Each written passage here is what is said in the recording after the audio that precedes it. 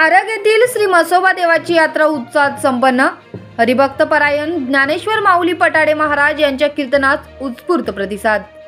सालाबाद प्रमाणे आरग तालुका मिरज जिल्हा सांगली येथील श्री म्हसोबा देवाची यात्रा उत्साहात संपन्न झाली।